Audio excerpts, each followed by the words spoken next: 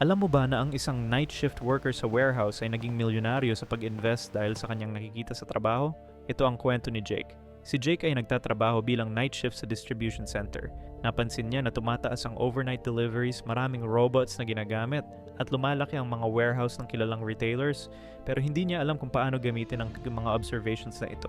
Nang nakausap niya si Elma, isang investment advisor, natuturuan siya kung paano gawing stock picks ang kanyang logistics insights.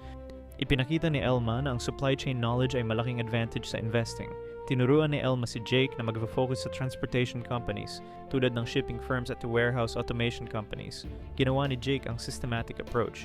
300 piso, monthly contribution lang. Sa loob ng 6 na taon, naging 120,000 piso ang portfolio ni Jake. Ang secret? Nakikita niya ang mga trends bago pa man nila nakita ng Wall Street analysts. Ang lesson? Gamitin ang inyong work experience bilang investment advantage. Minsan, ang pinakamalapit na opportunity ay nasa harapan lang natin.